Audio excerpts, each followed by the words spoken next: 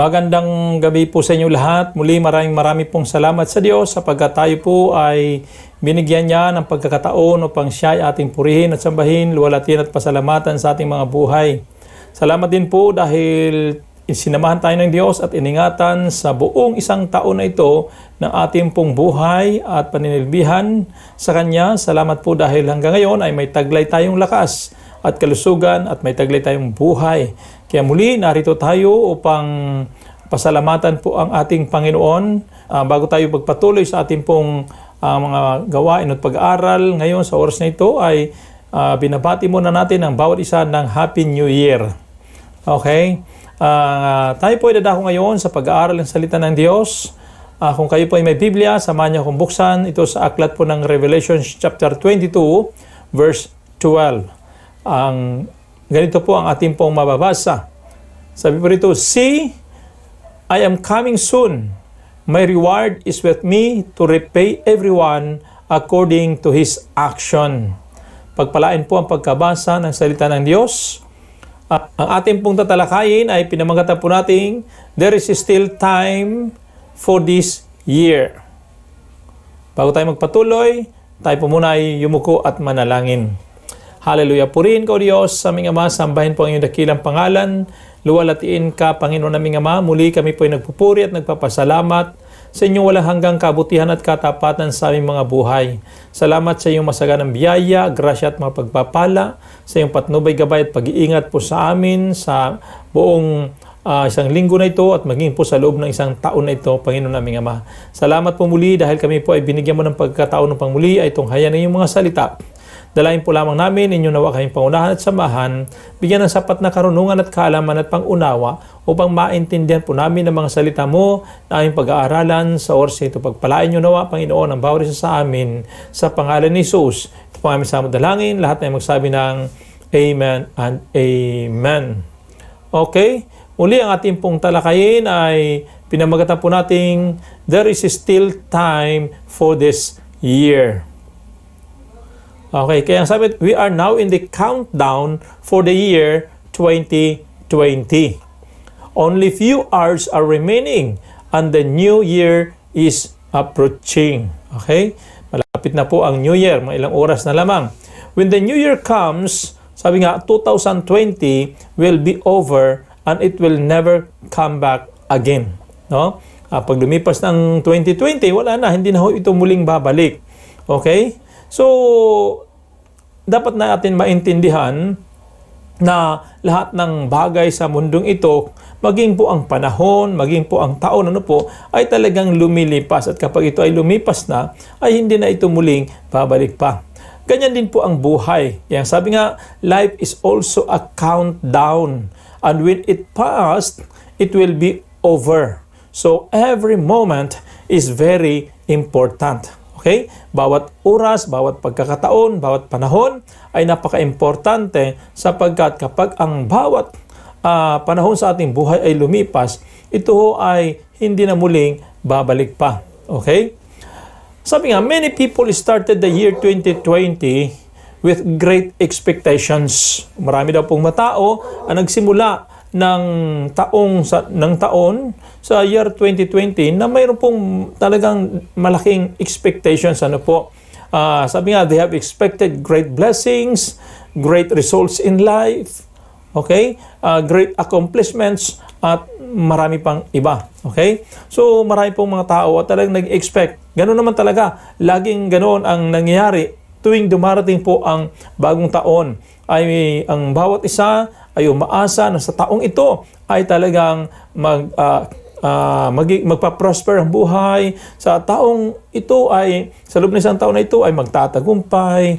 Okay? Wala naman sigurong nangharap na pagdating ng New Year ay nangharap na sa loob ng isang taon na ito ay babagsak ako. Sa loob ng isang taon na ito ay mawawalan ako ng saysay. Wala naman sigurong ganon. Lahat ay nangangarap na magiging maganda ang buhay sa loob po ng isang taon.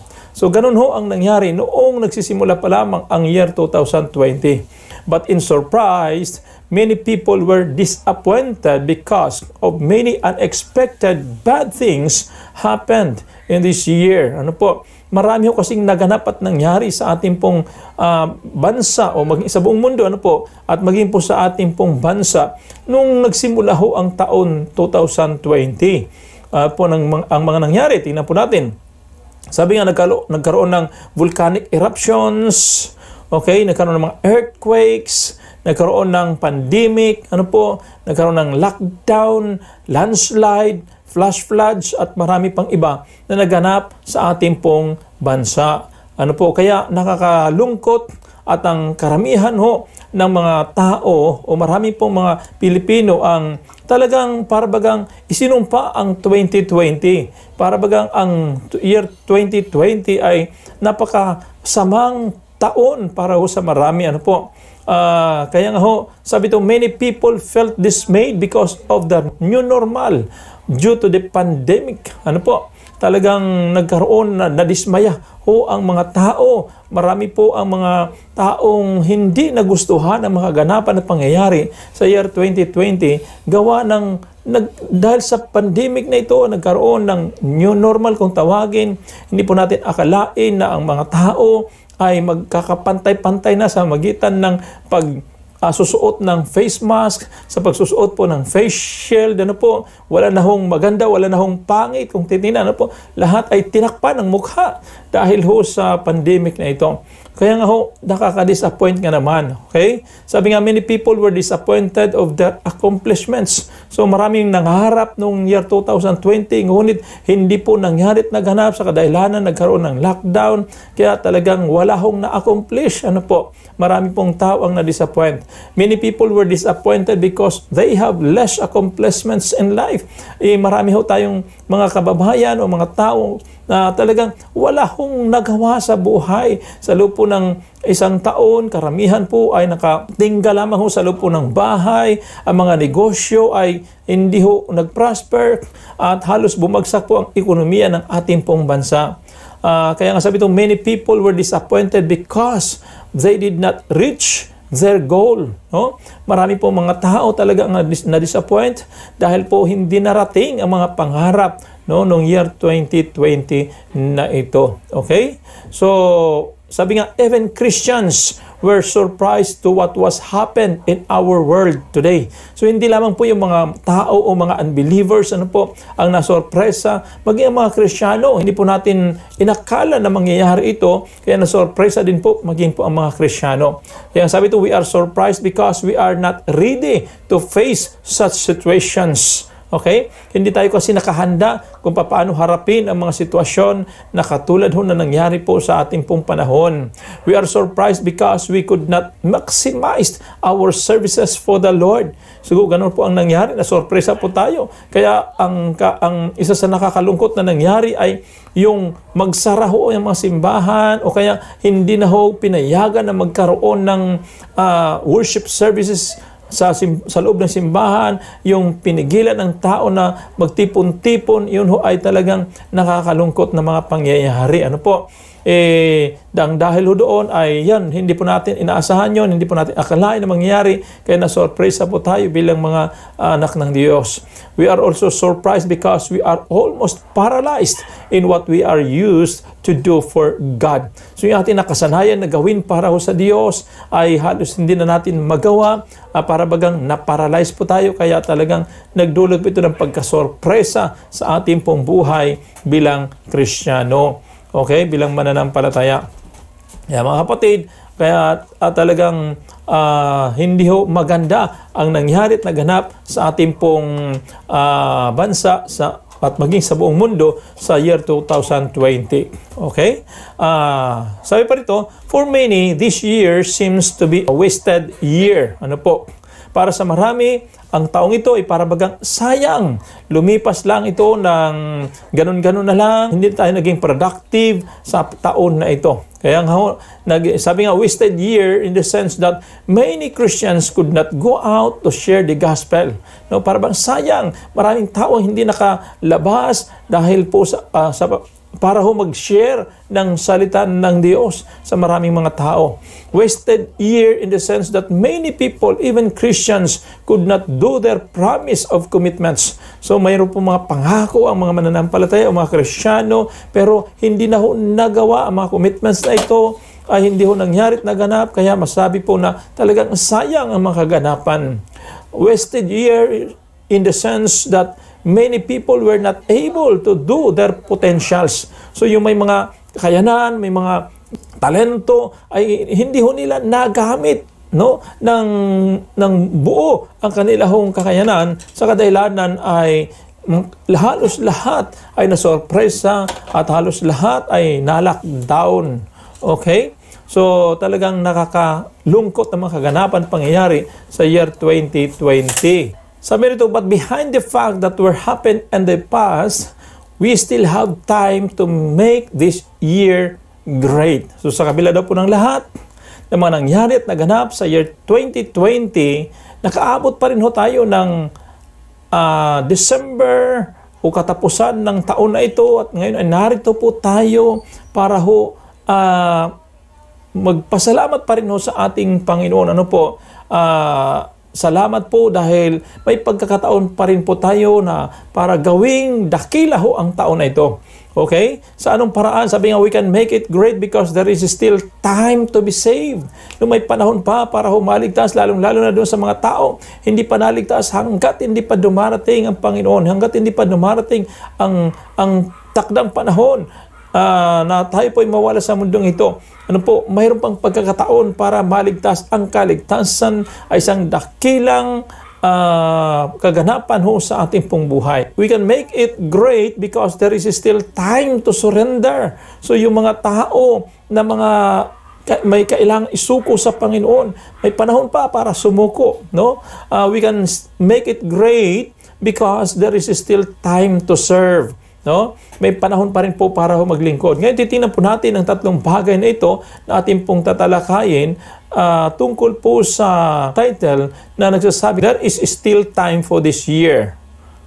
Okay? So ngayon, tatalakayin po natin una, sabi ito, there is still time to be saved. Okay? Sabi sa 2 Corinthians chapter 6 verse 1, since then, we are working with God, we plead with you not to accept God's grace in vain. Verse 2, for he says, at the right time I heard you, and on a day of salvation I helped you. Listen, now is really the right time. Now is the day of salvation.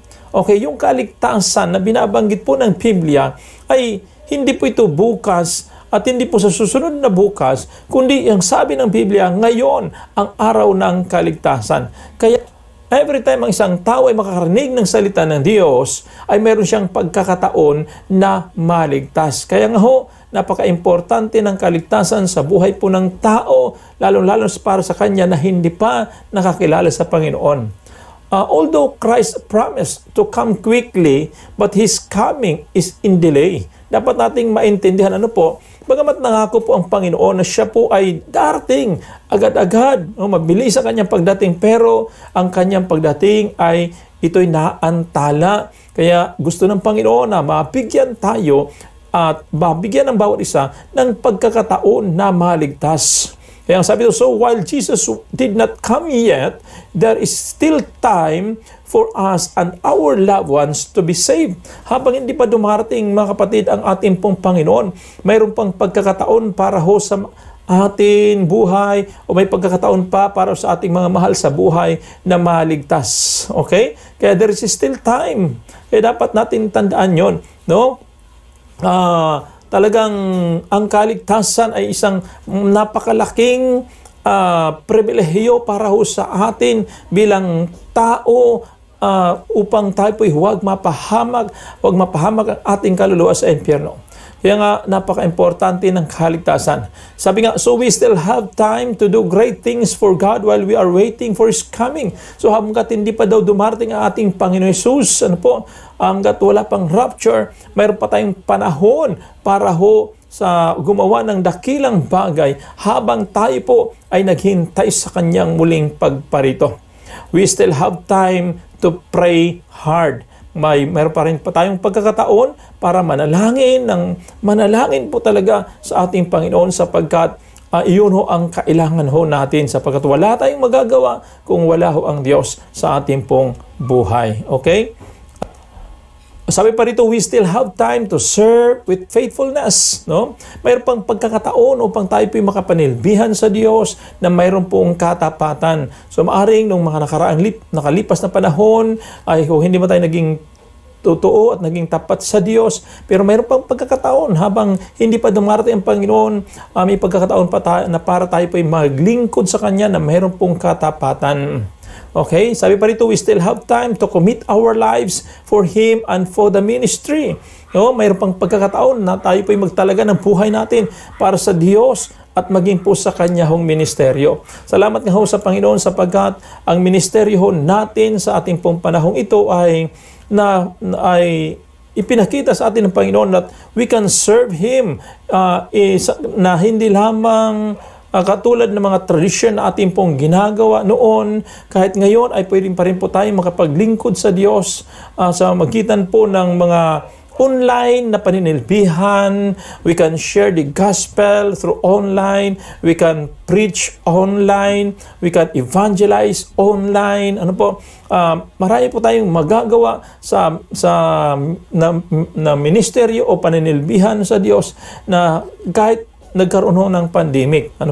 Kaya napaka-importante, sabi nga, mayroon pa rin pong pagkakataon. Hanggat may pagkakataon, ay napaka-importante ito para sa atin. Kaya sabi nga, if you are not sure of your salvation, you still have time to be sure while God's favor is in you. Okay? Kung mayroon man sa atin, halimbawa, hindi pa nakakatiyak sa ating kaligtasan, ngayon sabi ito, mayroon ka pang pagkakataon na maging natiyakin mo ito habang ang pabor ng Diyos ay nasa sa iyo. No, tandaan lamang po natin itong ating panahon. This is God's favor. Binibigyan tayo ng Diyos ng pabor o pagkakataon para magkaroon ng kaligtasan.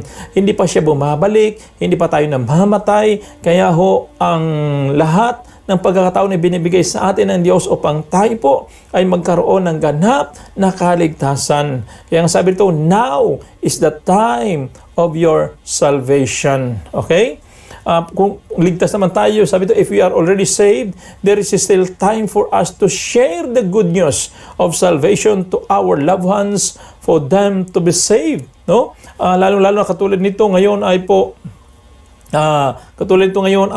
mayroon po mga maaring karamihan sa atin ay may mga reunion, sama-sama po mga magkakamag-anak, mga mahal sa buhay, sa New Year's na ito. Ito yung pagkakataon para may bahagi ang kaligtasan sa ating mga mahal sa buhay, lalong-lalo na sa kanila na hindi pa nakakilala ho sa Diyos. Kaya mga kapatid, tandaan po nating mabuti, there is still time for you to be saved. There is still time for our loved ones to be saved. Kaya ang sabi ito, the gift of salvation could still be passed to anyone while still there is time. Pwede pa natin ipahagi, ipasa sa iba ang kaligtasan. Yung regalo ng kaligtasan na ito para lamang habang may pagkakataon. Habang may pagkakataon po tayo na maibahagi ito. Okay, kaya nga mga kapatid, sabi nga, think and share to someone the gospel of salvation before the year will end. Bago man lang magtapos, sana ang taong ito, mga ilang oras na lamang ang ating bibilangin, mag-year 2021 na, sabi ito, mag-isip at ibahagi sa kanino man, lalo sa ating mga mahal sa buhay, ang ebanghelyo bago magtapos ang taon na ito. Kaya sabi ito, share it while there is still time. Okay? Habang may panahon pa, ibahagi po ang salita ng Diyos for the salvation of others. Okay? Kaya there is still time to be saved. Pangalawa, sabi ito, there is still time to surrender. No? May panahon pa para isuko sa Diyos. Okay? Ang ating pong buhay. Sa Acts chapter 9 verse 6, sabi ito, now get up, go into the city, and you will be told what you are to do. Ang kwento na ito ay tungkol sa conversion po ni Saul. Kaya nga, the story of Saul's conversion is a life of new beginning after being surrendered. Alam po naman natin na si Saul, na siya ay naging Pablo na po, dati ang kanyang pangalan ay Saulo. Sabi nga, Saul first persecuted the church and killed many believers. Yun ang simula noong kanyang buhay. Talagang pinersecute niya, inusig niya ang mga mananampalataya o mga Kristyano at nagpapatay niya ito. Sabi ito, he never stopped until the Lord Jesus met him in the road to Damascus. Kaya hindi tumigil itong si Saulo na gawin ang kanyang kagustuhan na patayin ang mga mananampalataya hanggat hindi siya kinatagpo ng ating Panginoong Hesus. Saan? Doon sa road to Damascus. Okay?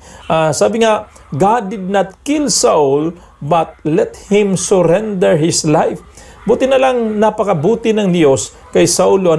Hindi niya pinatay si Saulo, bagkus ang ginawa ay pinasuko niya itong si Saulo. Kaya kung atin pong babasahin o titingnan ang kaganapan doon sa Acts chapter 9 ay mababasa po natin doon na si Saulo ay nakakita ng liwanag, nakarinig ng tinig mula sa itaas, at ang sabi po doon, Saulo, Saulo, bakit mo ako inuusig? At ang tanong po ni Saulo, sino po ba kayo, Panginoon? Sabi ng Panginoon, ako si Jesus na iyong inuusig. Okay, tapos si Saulo ay nahabulag po at that time, at hindi siya nakakita. At ngayon sinabi sa kanya ng Panginoon, pumunta ka, bumangon ka dyan, pumunta ka sa syudad, at doon ay sasabihin sa iyo kung ano ang nararapat mong gawin. No? So ito ay binigyan ng instruction si Saulo. Dahil dito ay si Saulo mismo ay nag-surrender ng kanyang buhay sa Diyos. At kaya napalitan ng kanyang pangalan at ginahong Pablo. Kaya nga sa ito, God wanted for us to surrender our lives to Him too. Okay? Gusto rin po ng Panginoon na tayo bilang mga anak niya o bilang mga Kristiyano ay talagang maging makatotohanan tayo na mai-surrender natin ang ating buhay sa Kanya. Okay? Sabi nga ito, let us surrender of doing our own will and let the will of God be done in our lives. Okay? Ay surrender po natin yung ating pong makasariling kalooban at hayaan natin ang kalooban ng Diyos ang siyang maganap at mangyari sa ating pong buhay. Kasi kapag ang ating sariling kagustuhan, ating sariling kalooban ang siyang masusunod, ang siyang nangyayari lagi sa ating buhay, madalas ay pwede po tayong magkamali, pwede po tayong maligaw ng landas, pwede po tayong mawala sa tamang panuntunan ng Diyos. Kaya kinakailangan, we must surrender our lives to the will of God. Okay? Isuko natin ang ating buhay sa kalooban ng Diyos. Kaya sabi pa rito, let us surrender our old habits that are not pleasing to God and to our brethren. No? Yung ating pong dating pagkatao, yung ating dating mga ugali na hindi kalugod-lugod sa Diyos, hindi kalugod-lugod sa ating kapwa, isurrender natin ito sa Panginoon. Kaya nga narapat lamang na magkaroon tayo ng pagbabago talaga sa ating pong buhay. Bagamat minsan ay hindi natin pinapaniwalaan yung sinasabi nating New Year's resolution sapagkat hindi naman talaga natutupad yun ng marami. Pero gayon pa man ay napakaganda kung ang isang tao ay sinuko niya ang kanyang buhay sa Diyos para ho siya ay magbago. No? Ano pang dapat magbago? Halimbawa, yung mga vices, yung pagiging chismosa, yung katamaran, isuko natin ito sa ating Panginoon at marami pang iba na pwede po nating isuko. So therefore, sabi nga, let us surrender everything to God.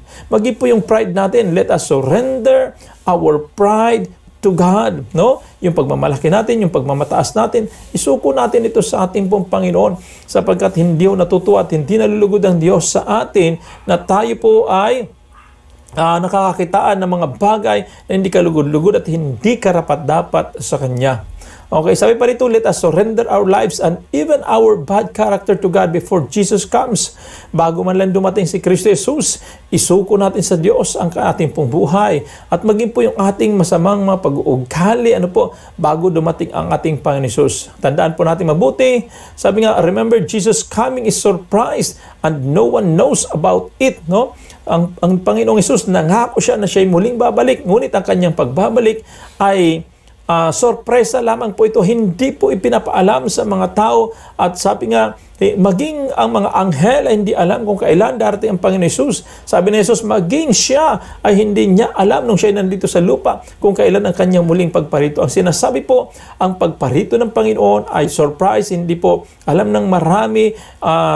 Ang gusto sabihin ng Panginoon na kinakailangan maghanda ho tayo sa kanyang muling pagparito, isurrender natin ang ating buhay sa Kanya upang sa Kanyang pagbabalik ay madat niya na tayo na talagang karapat-dapat, kalugod-lugod sa Kanya at nakahanda sa Kanyang muling pagparito.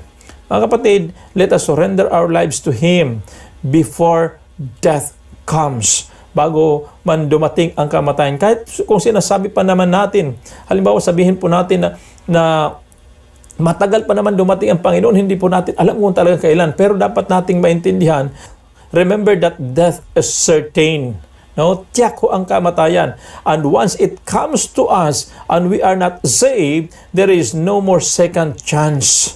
So therefore, surrender your life now. No, wala na kasing pagkakataon na kapag ikaw ay hindi naligtas sa panahon ng iyong buhay ngayon at naabutan ka ng kamatayan. Mga kapatid, tandaan po natin mabuti, wala nang pangalawang pagkakataon. There is no repentance after death. There's no second chance. Hindi natin pwedeng sabihin na, Panginoon, pwede bang bigyan ako ng pagkakataon pa? Na ngayon na ho ang oras at panahon na ating pong pagkakataon upang tayo po ay magkaroon ng kaligtasan. Kaya isuko na natin ang ating buhay sa Kanya upang tayo po ay talagang maging karapat-dapat sa Panginoon at magkaroon ng kaligtasan. Okay? There is still time to surrender. Yung pangatlo, sabi nga, there is still time to serve. Mayroon pa rin pong pagkakataon para tayo po'y makapaglingkod o kaya tayo po'y makapanilbihan. Sabi nga sa Joshua chapter 24 verse 14 hanggang verse 15, now you must fear the Lord and serve Him in faithfulness and truth. Throw away the gods that your ancestors served beyond the Euphrates River and in Egypt. Instead, serve the Lord. Verse 15, if you think it's the wrong thing for you to serve the Lord, then choose for yourselves today whom you will serve. The gods whom your ancestors served on the other side of the Euphrates River, or the gods of the Amorites in whose territories you are living? But as for me and my household, we will serve the Lord. Ito yung sinasabi po ni Joshua sa mga Israelita. Mamili kayo kung sino ang dapat niyong paglingkuran. Yung mga Diyos-Diyosan ba? O dinidiyos na mga ninuno ninyo na doon sa kabilang ilog, no? O yung mga Diyos na mga Amorites, na inyo pong tinitirhan ngayon? Pero sabi ni Joshua, as for me and my house, ako at ang aking sambahayan, we will serve the Lord. Sana yun ho ang ating pong goal sa ating pong buhay. Mga kapatid, there is still time to serve. No, may panahon pa rin po na tayo po'y makapaglingkod sa Panginoon habang tayo nabubuhay sa mundong ito. Sabi nga, God gave the Israelites a chance to serve Him when Joshua let them choose behind the fact that they serve other gods, no? Bagamat sila ay naglilingkod na sa iba't ibang Diyos-Diyosan, pero binigyan pa rin sila ng pagkakataon na mamili ng kanilahong paglilingkuran. Okay? Kaya lamang nakalungkot lamang po, no, na ang mga Israelita ay ligaw ng kanilahong paninilbihan. Sa kaya sila nakapanilbihan doon sa iba't ibang Diyos. Pero ito ang kagandahan, si Joshua, sabi nga, as for me and my house, we will serve the Lord. Sana ganun din po ang ating panuntunan sa buhay. Tayo at ang ating pong sambahayan, sana ho ay maglingkod sa ating pong Panginoon. Mga kapatid, sabi nga, while we are still alive, we have a chance to serve the Lord. habang buhay pa tayo, huwag natin isipin wala tayong nagawa. Huwag mo natin isipin na hindi po natin kaya. Tandaan po natin mabuti, habang nabubuhay tayo, may pagkakataon na makapanilbihan po sa ating Panginoon. Sabi pa rito, while Jesus does not come yet, we still have time to serve Him. Hanggat hindi pa dumarating si Kristo Jesus, ay mayroon pa rin pa tayong pagkakataon upang maglingkod ho sa Kanya. Okay? Kaya sabi ito, if we did not became faithful in our service for the past months, let us be faithful to Him even before the year end. Kung hindi man tayo naging tapat daw po sa Diyos sa ating paninilbihan noong mga nakalipas na buwan, mula January hanggang December, pero mayroon pang oras, okay? Mga ilang oras na lang na tayo po ay maging tapat sa ating pong Panginoon. Kaya napaka-importante po, since yamang tayo po ay nasa countdown ng pagbibilang ng oras para sa paglipat ng taon 2020 to 2021, now ay mayroon po pa rin pagkakataon hanggat hindi pa dumarating ang alas 12 po ng gabi. Mga kapatid, mayroon pang pagkakataon para ho tayo ay makapanilbihan sa ating pong Panginoon. Bigyan natin ng kaluguran, bigyan natin ng kasiyahan ang Diyos sa ating buhay. Okay? Sa ating pong pagtatapos, sabi nga, in your own evaluation, what can you say about the year 2020? Okay? Ano po ang masasabi po natin sa taong 2020? Ayon po sa ating pong pag-evaluate nito. Is it a year that became fruitful and profitable to every one of us?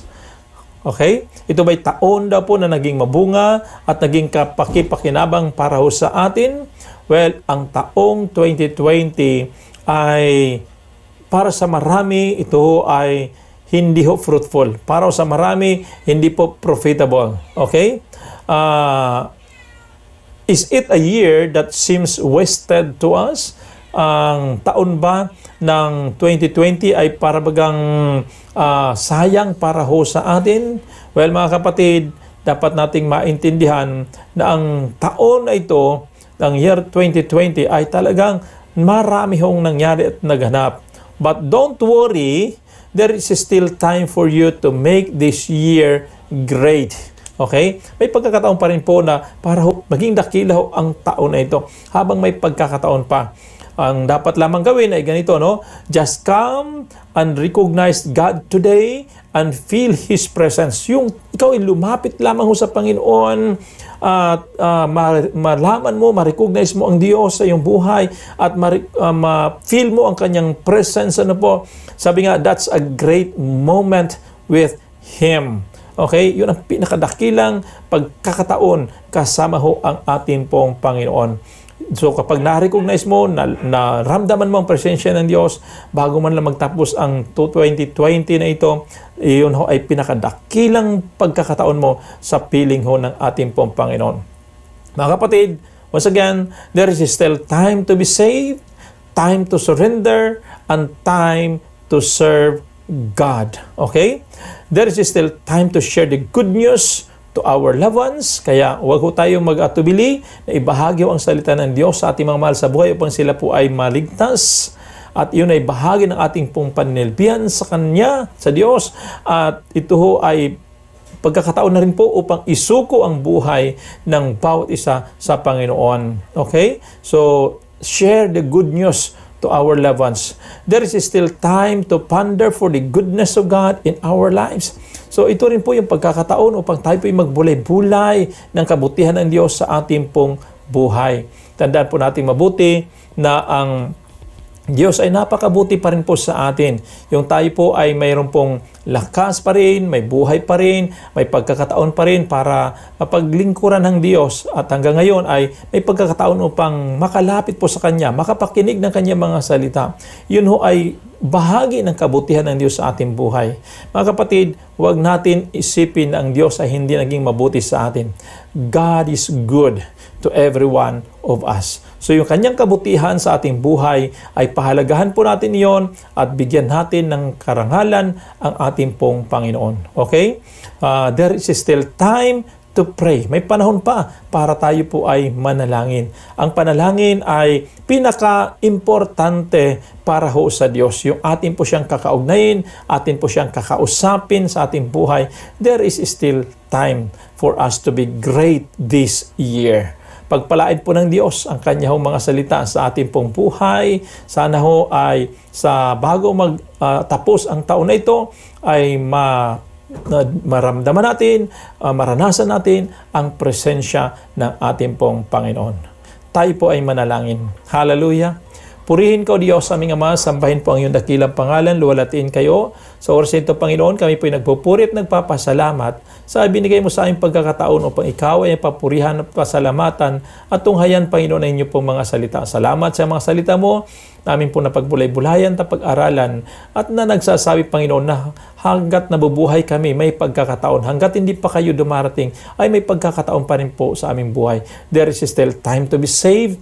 There is still time to surrender our lives. There is still time to serve you, God. Salamat po, Diyos, nawa bago man lang magtapos ang taon na ito, ay maranasan namin ang iyong presensya. Maramdaman namin kayo, Diyos, sa aming Ama, at patuloy namin nakilalahanin ang iyo pong mga ginawa sa aming pong mga buhay.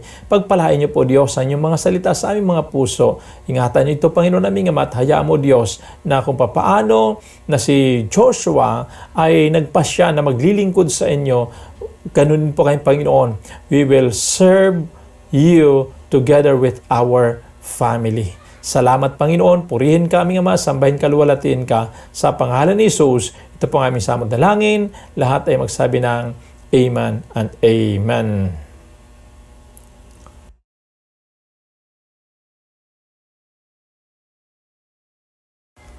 Sa ating pong pagpapatuloy sa oras na ito, yaman ngayon po ay araw ng Biyernes kung saan tayo po ay meron pong prayer meeting. Tayo po ngayon ay dadako sa ating sama-samang pananalangin. Patuloy natin panalangin ang ating bayan, ang ating pong church, ang ating mga personal concern.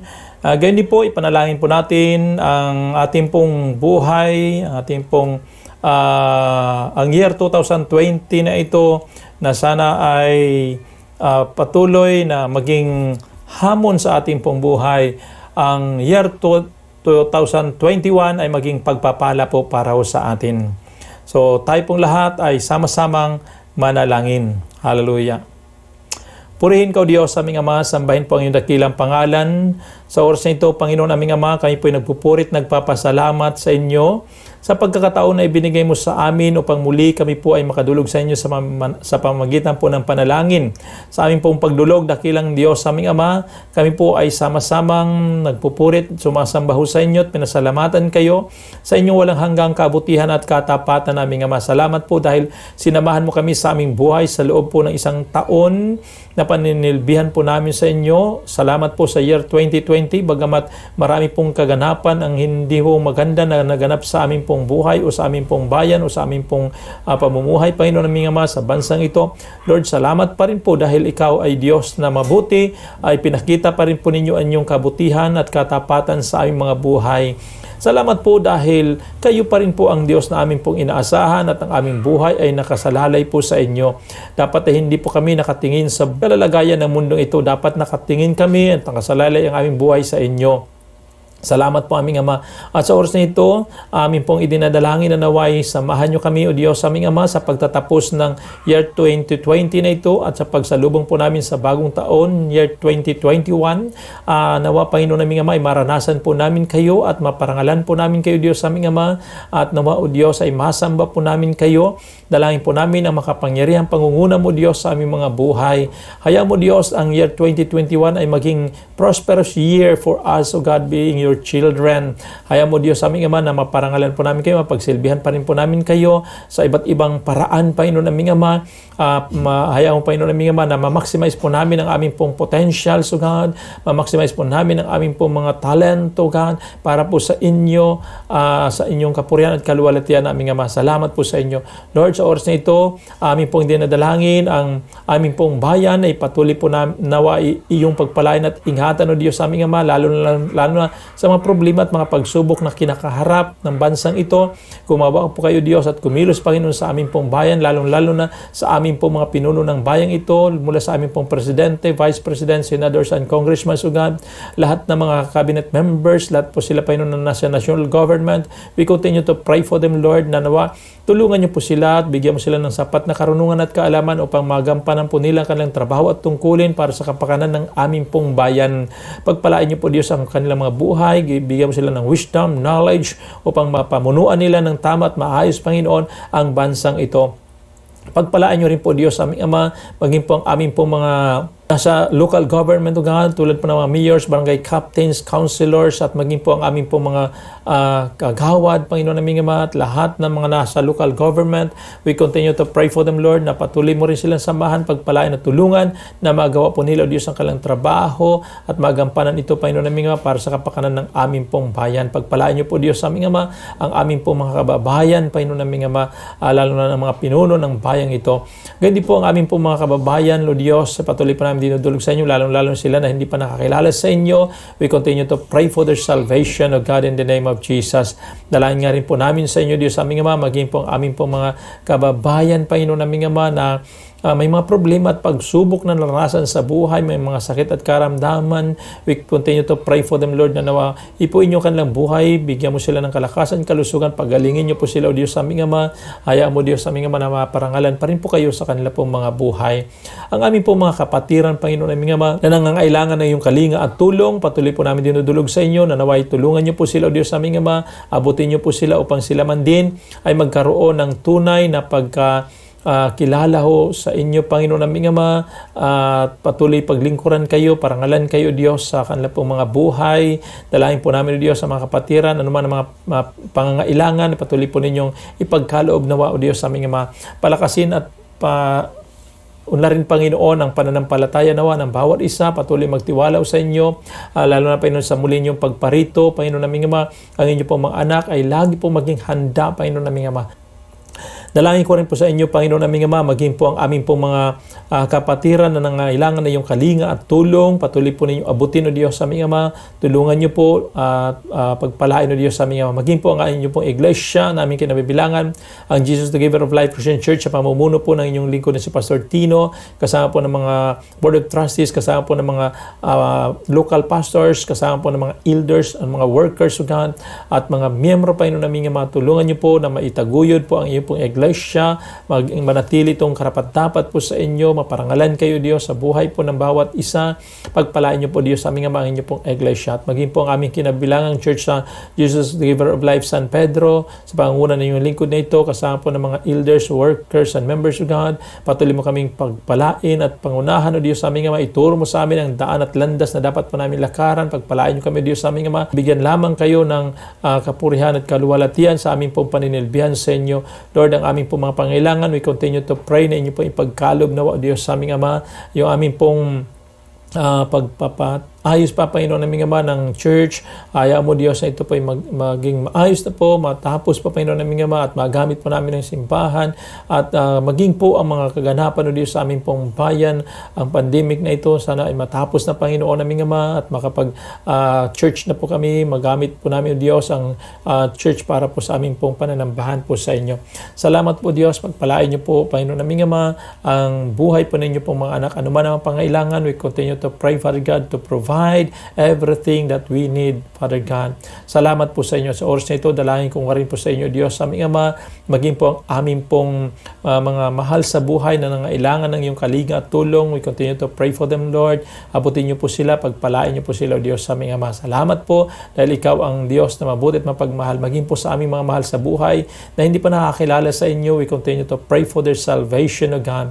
Tulungan niyo kami, bigyan mo kami ng boldness, bigyan mo kami, Panginoon, ng kalakasan at katapangan upang ibahagi, Panginoon naming Ama, ang inyo po mga salita sa kanila na nangailangan ng kaligtasan ng mga mahal namin sa buhay. Salamat po, Diyos, at ang pinasalamatan din po namin kayo, Panginoon, sa inyo pong patuloy na pagpapalaho sa amin sa loob ng year 2020 2020 na ito, Panginoon aming Ama. At ngayon ay haharap po kami sa panibagong taon 2021, O God. Dalahin po namin na inyo po kung paano kami sinamahan sa year 2020, ay lalo po ninyo kami sa pangunahan at samahan, O Diyos, sa 2021 upang ma-maximize po namin, O Diyos, ang aming pong buhay, ang aming pong paninilbihan sa inyo. Magamit po kami lalo, Panginoon aming Ama, habang kami po ay naghihintay sa inyong muling pagparito. Lord, pagpalain niyo po, Diyos, sa inyo pong mga anak sa pagsalubong sa bagong taon na ito. Ingatan niyo po, parangalan po kayo, Diyos, sa aming masambanawakan namin kayo, maparangalan namin kayo, Diyos. Salamat po muli sa oras na ito. Tanggapin niyo ang papuri, pagsambat, pagluwalhati, pagdakila sa iyong pangalan, aming Ama. Sa pangalan ni Jesus, ito po aming sa dalangin. Lahat ay magsabi ng Amen and Amen. God bless po sa ating lahat.